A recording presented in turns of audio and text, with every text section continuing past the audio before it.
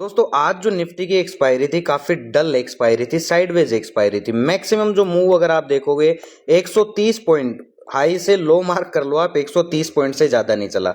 तो option buyer के लिए काफी बुरा दिन था। लेकिन बात ये नहीं कि दिन बुरा है, ऐसे बुरे दिन काफी आते हैं, काफी बार आते हैं। इन बुरे दिनों में हमें अपने कैपिटल को कैसे बचाना है, सबसे मेन मुद्दा वो है। तो सबसे पहले आपको क्या करना है कि अपना लोट साइज जो है ना उसको क्या करना है, आपको फिक्स करना है।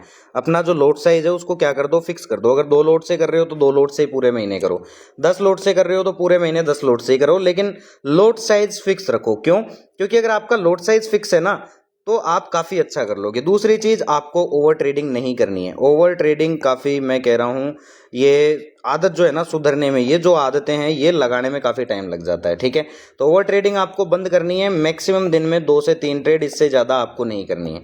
तीसरी चीज, हमेशा दोस्तों आपका स्टॉप लॉस क्या होना चाहिए, स्मॉल होना चाहिए।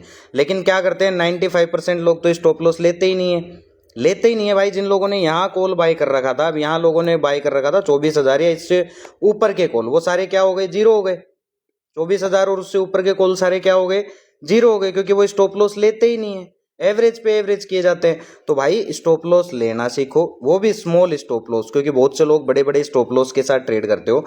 आप खुद सोचो, अगर आपके पास 100 रुपए है, ठीक है, और आपके 30% के स्टॉप लॉस है, अगर आज जैसा बुरा दिन हुआ और आपके 30 × 3 मान लो 3 ट्रेड आपके आ गए, तो आपके 90 रुपए तो चले गए भाई।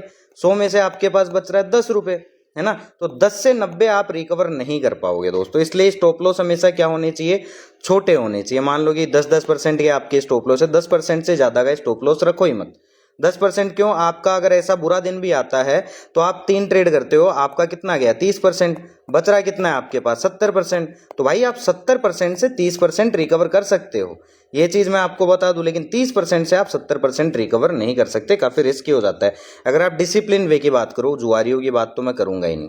तो ऐसे बुरे दिनों से बचना है तो ओवर ट्रेडिंग आपको क्या करनी पड़ेगी, बंद करनी पड़ेगी। ठीक है, लोट साइज आपको क्या करना पड़ेगा, क्वांटिटी आपको क्या करनी पड़ेगी, फिक्स करनी पड़ेगी। ठीक है, और स्टॉप लॉस जो है वो क्या करने पड़ेंगे, छोटे करने पड़ेंगे। ये 2-3 चीजें आप कर लो, ऐसे बुरे दिन भी आएंगे तो आपका कुछ नहीं होने वाला है। ठीक है, तो ऐसे बेहतरीन इन्फॉर्मेशन के लिए लाइक फॉलो कर लो, और बायो में लिंक है, ज्वाइन करना मत भूलना।